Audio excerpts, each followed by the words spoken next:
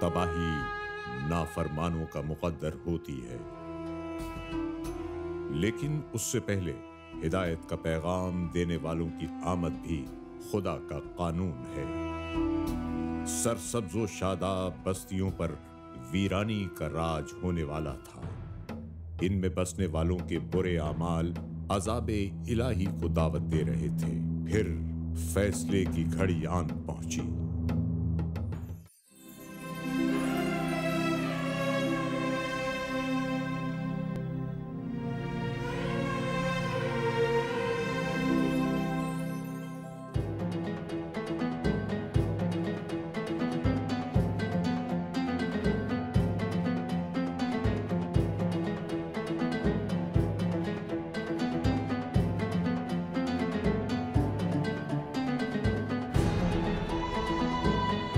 अस्सलाम वालेकुम।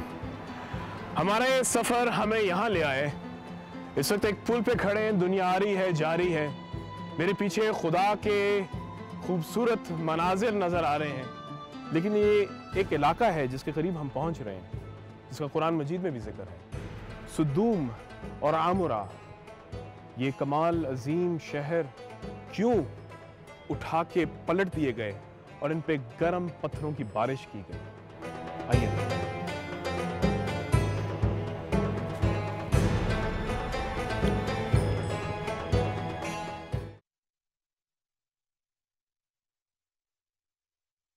और लूत का तज़किरा कीजिए, जिन्हें हमने नबूवत और मामलात का फ़हम अता किया था, और उन्हें हमने उस शहर से नजात दी जिसके बाशिंदे गैर फितरी अमल और दीगर जराइम का इर्तिकाब करते थे। बेशक वो बुरे और नाफरमान लोग थे, और हमने लूत को अपनी रहमत में दाखिल किया। बेशक वो रसूलों में से थे।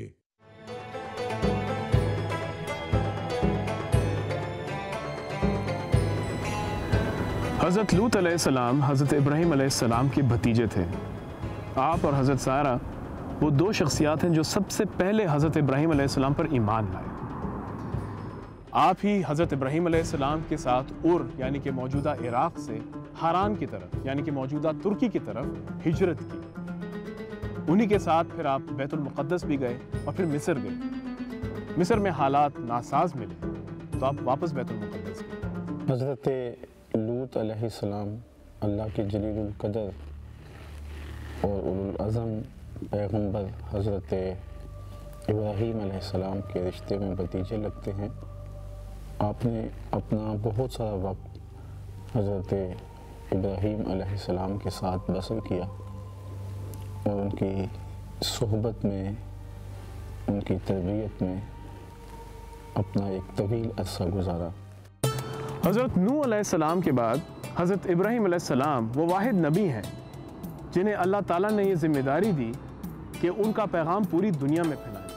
आप इराक़ से मिस्र, मिस्र से शाम, शाम से फ़लस्तीन और फ़लस्तीन से अरब गए और अल्लाह का पैगाम फैलाया, और हर जगह आपके साथ आपके भतीजे हज़रत लूत अलैहिस्सलाम आपके साथ थे। फिर आपने फ़ैसला किया कि अपने नायब मुंतखब किए जाए, और इस तरह शाम और फ़लस्तीन में हज़रत इसहाक और उर्दन के इस इलाके में हज़रत लूत अलैहिस्सलाम को भेजा।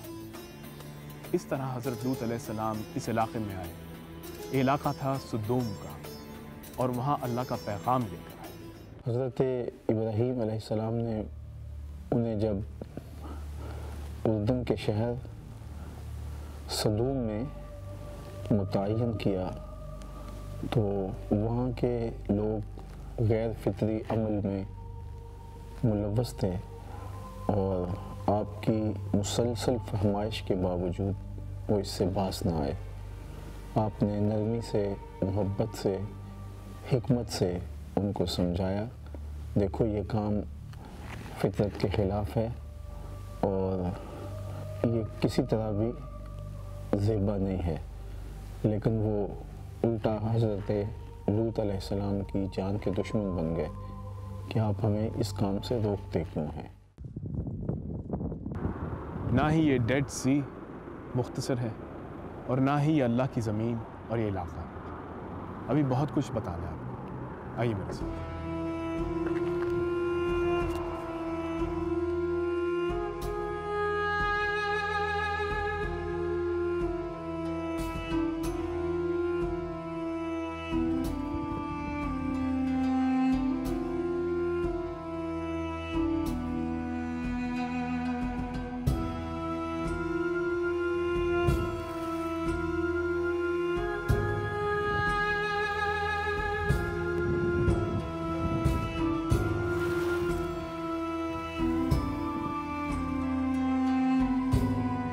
سدوم اور عمورہ بحرہ مردار کے جنوب میں واقع تھے۔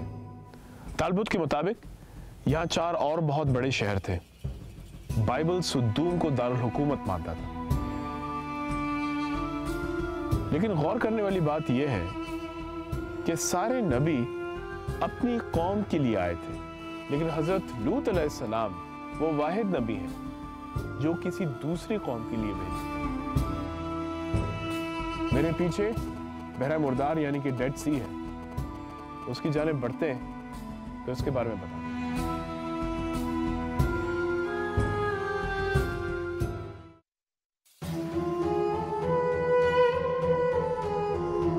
سدوم اور عمورہ ہنستے بستے ہرے آباد شہر تھے، کامیاب شہر تھے۔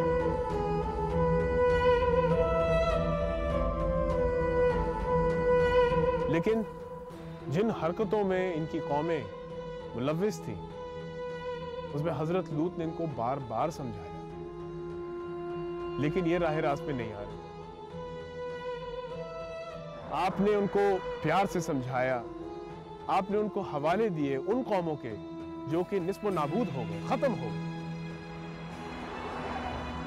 لیکن یہ قومیں، مغرور قومیں، الٹا آپ کو تانے دینے لگے، سنسار کرنے کی دھمکیاں دینے لگے اور آپ کے آخری دم تک سمجھانے کے نہ سمجھے۔ آپ کے پاس اللہ کے فرشتے مہمان بن کے تشریف فرما ہوئے تو یہ اپنی اس فطرت خبیثہ اور عادت بد کی تکمیل کے لیے آپ کے گھر پر حملہ آور ہوئے۔ تو حضرت لوط علیہ السلام نے ان کو کہا کہ دیکھیے یہ میرے مہمان ہیں، اور آپ جس طرح مہمانوں کے ساتھ رویہ رکھے ہوئے ہیں یہ آپ کو کسی صورت بھی زیبا نہیں دیتا، لیکن وہ اپنی اس شیطانی عادت کے ہاتھوں مجبور تھے اور انہوں نے حضرت لوط علیہ السلام کی ایک بات نہ سنی۔ پھر اللہ تعالیٰ جل شانہ کا عذاب اس قوم پر آیا اور مسلسل پتھروں کی بارش کی وجہ سے انہیں نیست و نابود کر کے رکھ دیا گیا۔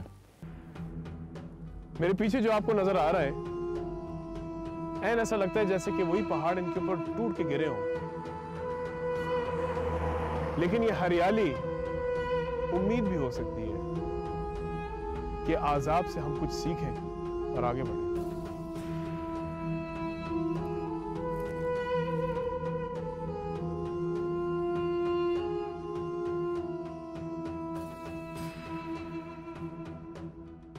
اور لوط کا تذکرہ کیجئے جب انہوں نے اپنی قوم سے فرمایا، بے شک تم بے حیائی کا ایسا کام کرتے ہو کہ تم سے پہلے دنیا بھر میں کسی نے نہیں کیا۔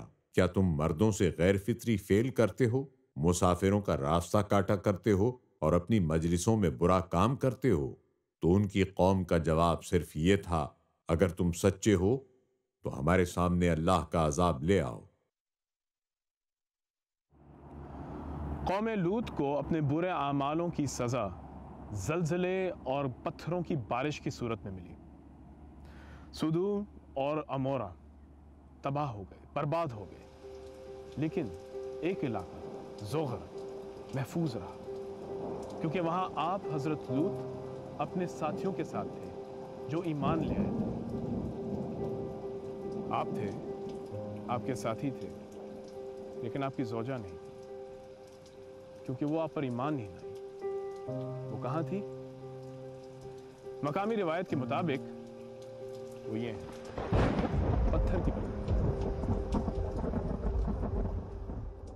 ایک مخلوق کو شہوات دی گئی ہیں، فہم و ادراک اور عقل و خرد سے نوازا نہیں گیا۔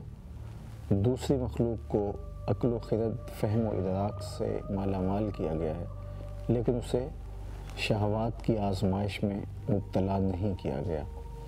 تیسری مخلوق عقل و خرد، فہم و ادراک سے بھی مالا مال ہے اور اس کو شہوات کی آزمائش میں بھی ڈالا گیا ہے۔ جو محض شہوات کے پتلے ہیں وہ حیوانات ہیں، بہائم ہیں، چوپائے ہیں، جنہیں عقل و خرد سے مالا مال کیا گیا اور شہوات کی آزمائش میں نہیں ڈالا گیا، وہ فرشتے ہیں۔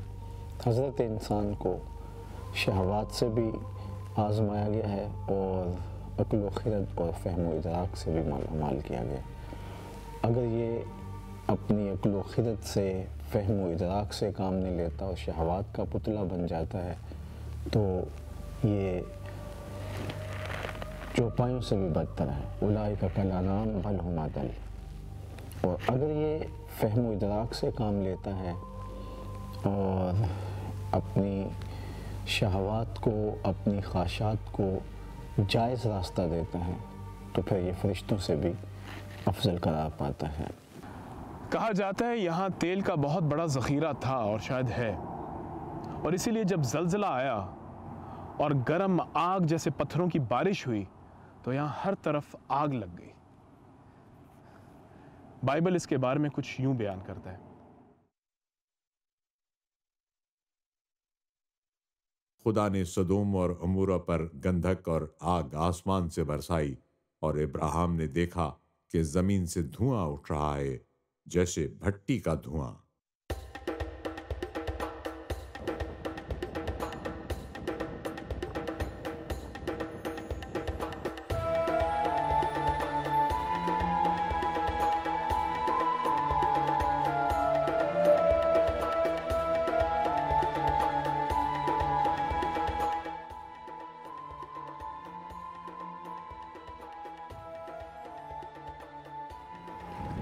بحیرہ مردار، ڈیڈ سی، ایک وہ جگہ ہے جو سمندر سے 10 گنا زیادہ نمکین ہے. وہاں سے پیدل میں جب یہاں آ رہا تھا اور جیسے قریب پہنچا مجھے لگا کہ شاید کسی ساحل کے قریب ہی جا رہا ہوں، اور بہت ساری ساحل دیکھے اور لگا کہ ابھی شاید کوئی جانور نکلے گا، ابھی کوئی پودا نظر آئے گا، لیکن واقعی یہ مردار ہے. کوئی چیز آپ کو یہاں زندہ نہیں ملتی. یہ سطح سمندر سے تقریباً 1500 فٹ نیچے ہے. یہاں پانی آتا تو ہے لیکن جانے کے لیے کوئی راستہ نہیں. اور میرے ارد گرد اس وقت جو میں بیٹھا ہوں، میں زمین مٹی پہ نہیں بیٹھا ہوں، میں نمک پہ بیٹھا ہوں. نمک کے تودے ہر طرف ہیں. یہاں سے یہ نمک جو ہے، کہا جاتا ہے کہ دور فرعون کے وقت ان کی لاشوں کو، ممیز کو پریزرو کرنے کے لیے بھی استعمال کیا گیا. لوگ اب اس کو صحت کے لیے، بیوٹی کاسمیٹکس کے لیے استعمال کرتے ہیں. لیکن مجھے جو اس وقت نظر آ رہا ہے وہ یہ کہ یہ شاید وہ واحد پہر ہے جہاں ہمیں کچھ قدر بہتر موسم ملتا. ورنہ جب بھی ہم یہاں آئے ہیں، جس وقت بھی آئے ہیں، اتنی تپش اور گرمی، اتنی تکلیف ملتی تھی کہ ہم فوراً بھاگتے تھے، پانی ڈھونڈتے تھے.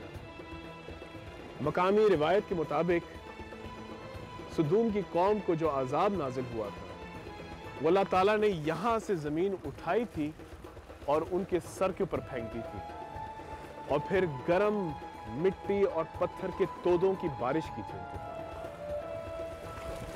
یہاں جب آ کے آپ منظر دیکھتے ہیں تو لگتا ہے کہ شاید بالکل ایسا ہی ہوا.